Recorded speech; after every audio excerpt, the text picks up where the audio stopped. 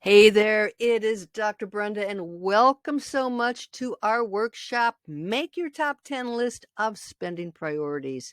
So I'm going to go through the usual spiel. This is a recording of the presentation only, and I do this for three reasons. Number one, when you come to a live workshop, I want you to feel confident that your information is not going to be shared. We talk about money issues, personal issues, and I want you to have the confidentiality to know that that is not going to be distributed anywhere on the internet. So I don't record our live sessions.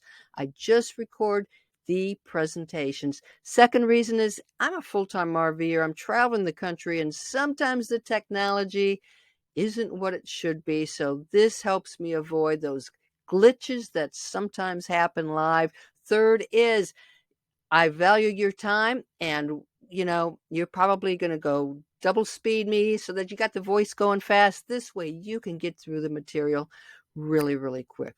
All right, let's get started on your top 10 list of spending priorities. I hope you are ready for this. Another note. All of the material here, this is going to be in a PDF. If there's a link, you can click on it. In fact, if you can, I would advise downloading the slide deck first and following along here, because you can take notes, you can write things down. If you don't do that, get out a piece of paper and a pen, because there's a lot of information in here that I want you to actually work on. This is a workshop. There is a work component to it. All of November in Gutsy Women Finances, we're talking about mindful spending. And what is mindful spending? It's the focus on your spending choices that are on your personal lifestyle. Personal is the key word here. It's also about developing an acute awareness of how your spending aligns or doesn't with your current needs and desires. And the biggie for me is that your money reflects your values and your individuality. What is a priority for me is not a priority for you. Opposite of mindful spending, mindless spending. And I think we're all guilty of that at some point or another. We're going to focus on mindful spending, really being intentional with how you're spending your money and using your money to make you happy, make you healthy, make you wealthy. Let's get right into it. I love this piece. It's actually very empowering. What if I said you can afford anything? You can afford anything.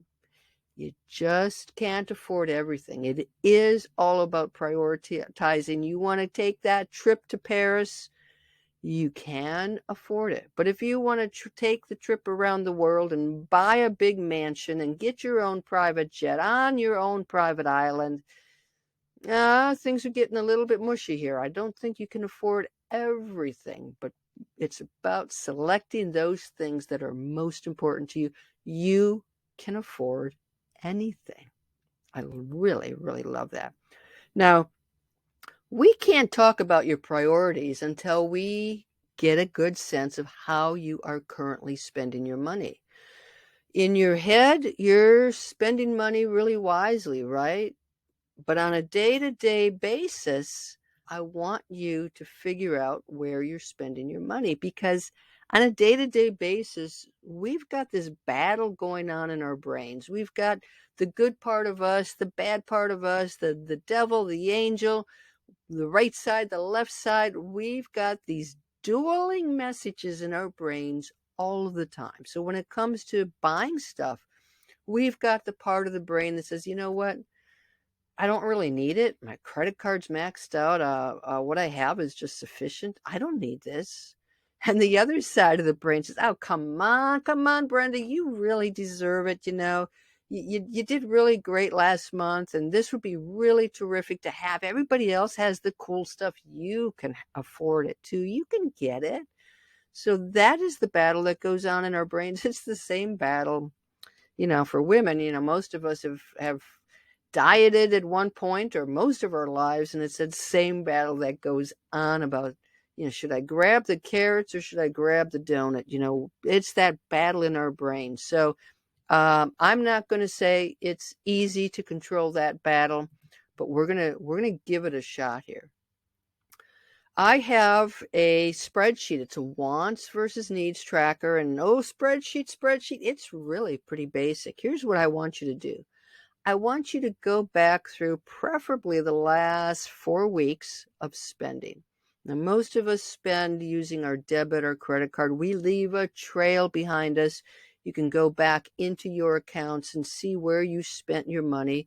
And I just want you to record it. What did you buy? Which category?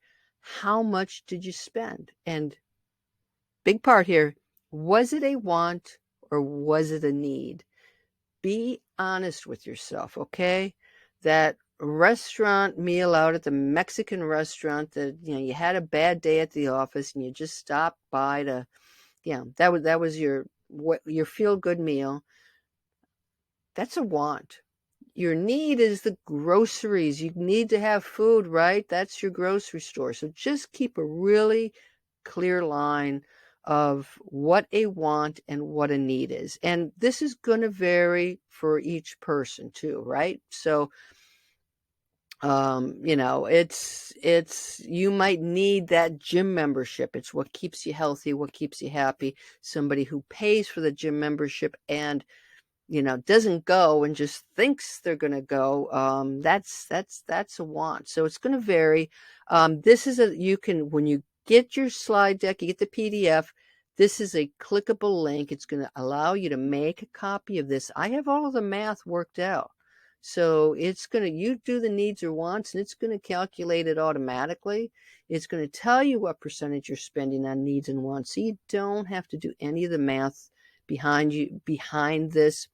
One other thing, sometimes you're going to have an expense, like you went to Target, you went to Walmart, and maybe you bought some new socks, and you bought some groceries, and you bought a new CD, whatever it is. There might be a mixed category. Just do your best to separate those into the proper category. But you know what? You don't have to be perfect. You don't have to do everything down to the last penny. This is just for you to get a really good sense of how you're spending your money. And a lot of people are really, really surprised when they do that, because in our heads, again, we think we're doing okay. And when we're looking at how much we're actually spending, especially that dining out budget, that tends to be much bigger than we usually think. So that is your assignment. One of the things you can do, you can watch this video and then come back and download and do that then, or you can pause, get to your slide deck, download this Google Sheet, do your work, and then come on back. It's really up to you, but it's critical that you know how you're spending your money. So tracking, that is step number one in understanding how you're managing your money, and it gives you the power to control your finances. The power to control your finances. That's what we want, right?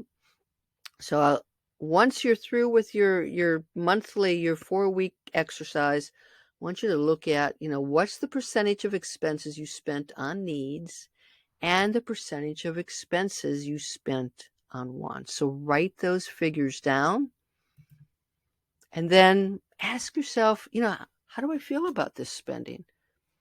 Did you spend way too much on wants? Do you feel like you spent more on wants than you should have? Maybe you did okay. You spent some on wants, but overall, not too shabby. Or did you do great? Did you primarily spend on needs with a few wants sprinkled in? So really, once you've got your numbers, I want you to, again, be very truthful with yourself and ask yourself how you feel about that spending. Okay. The other thing I'd like for you to look at is, maybe make a little star on the date that you got your paycheck or the dates you received your paychecks. Is your spending changing over the course of time? I love this graphic. I've used it before, the payday circle of life. So you get that paycheck and your money is sitting there in your checking account and woohoo, I feel really, really great. I'm going to treat myself to this and I'm going to go shopping. I put this off. I'm going to buy this. And all of a sudden you get sort of towards that middle of the pay cycle and you're like, maybe I should be more responsible. Now I'll spend a little bit more. And then by the time your next payday is, you got nothing or close to nothing left in your checking account. So that is sort of the payday circle of life. It's very common. Are you living paycheck to paycheck? But take a look to see how your spending changed over time. Are you sort of falling into that payday circle of life trap? So that's another really cool question to ask yourself. So you've looked at your expenses, you've looked at your actual, what you bought, wants versus needs. Now the question is, what can you eliminate? I'm going to give you a mission here to designate 5 items that you can eliminate. Okay, and this is all personal. This could be some of the fast food restaurants. This could be maybe you bought some clothing that you already got stuff like that in your closet. Maybe it is a gym membership that you had great intentions when you purchased it in January and you've been paying monthly and you're just not going. So again, this is all about aligning your values to your spending, your priorities with your spending. So find 5 things that you can eliminate.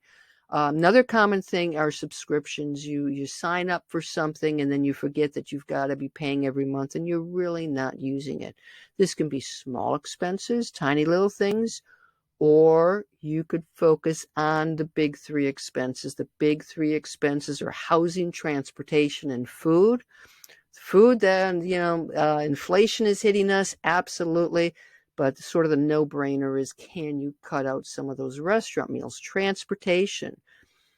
Do you have access to public transportation?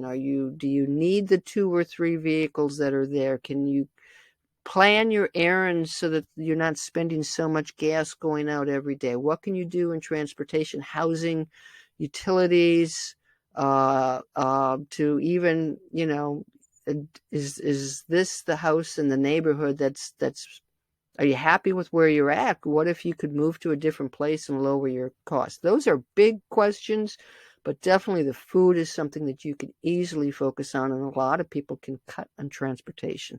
Those are the biggies, but again, you take a look at your expenses and find 5 that you can eliminate. Okay, so that's the expenses. That's the spending. That's the expenses.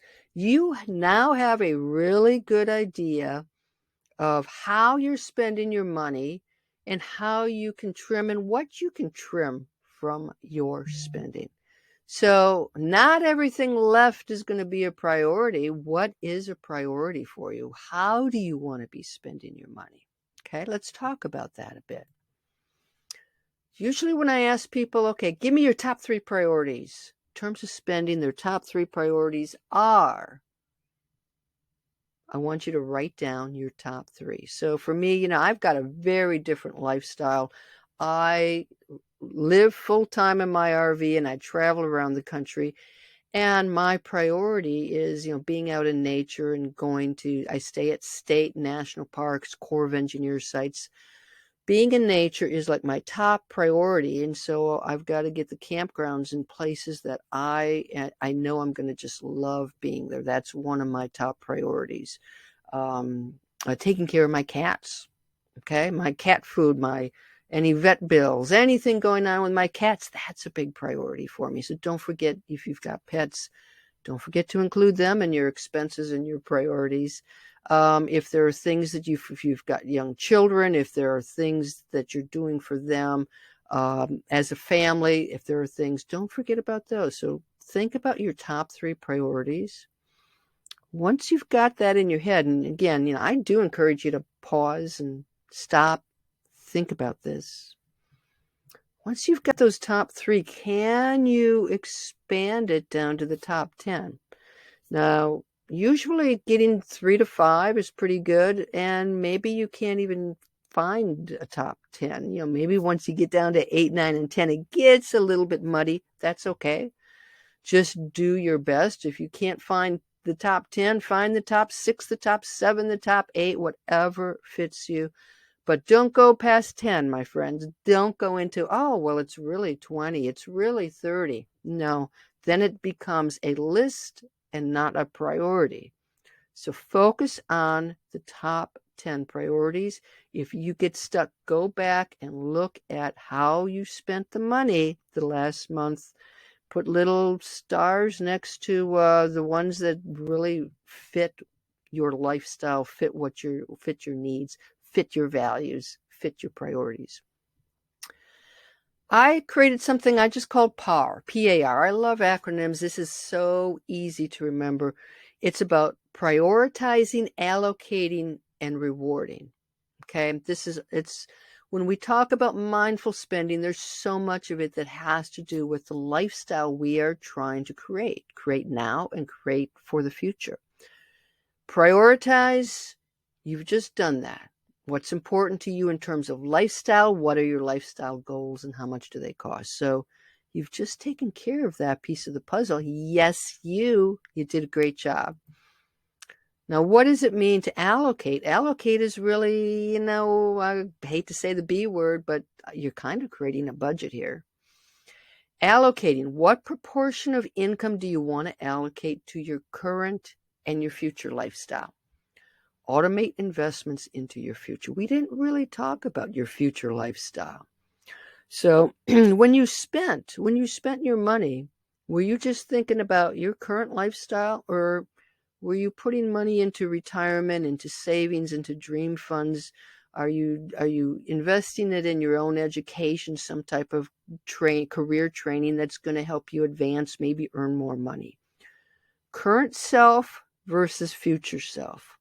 We're so caught up in the day-to-day. We're all busy, just trying to get through the day, some of us. And so it's easy to think about, what I need now. But do not forget about your future self. Your future self is shiny and she's got her act together, my friends, doesn't she? So think about her and see if there are things that maybe you can make a couple of sacrifices now to begin to automate contributions to retirement, to a dream fund, to whatever that future self. And that future self is likely not going to be poor. You don't want that future self to be up at night worried about the money, to worry about how they're going to pay the mortgage, how they're going to fill the tank with gas, can they give anybody a gift this year because they just didn't think about their future self, and now it's too late. So don't forget your current self and your future self. So that's the part about allocating. Get an allocation that makes sense for you. It is not all about immediate gratification. Okay, that's sort of poor financial decisions. Got to think about your future self. This last piece is reward. Build in periodic rewards. Create rewards for meeting major accomplishments. So our battle is back to that brain that we started this discussion with, the needs and the wants. You're going to satisfy your needs first. You're going to narrow your scope to, really, what do I need? What do I absolutely need? If I lose everything else, what are my bases here? Your wants, you're going to be vigilant that your spending on wants doesn't hit a danger zone. The other thing is, as our income goes up, our wants go up, and we just keep buying more and more stuff. The goalpost keeps moving further and further away. We want more. We got to make more money. Then we spend more. We borrow more. We end up with nothing. So be careful of the wants. The reason I have rewards in, and this is especially for you if you tend to be very frugal. It's like a diet. If you go on a diet and you deprive yourself of all of your favorite foods for a long period of time, it's not going to work, and you are certainly not going to enjoy it. If you have a diet that is more balanced and builds in some rewards, you're more likely to stick to it.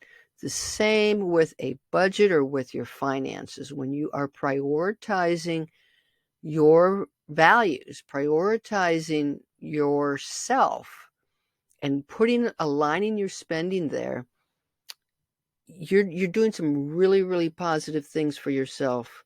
But I don't want you to deprive. I'm not saying don't spend on any of your wants. You can't live like that. So prioritize those wants, spend some on it, what makes you feel okay about it, and build in some rewards for doing a good job. Now, what you're going to find out is that all of this creates a money gap.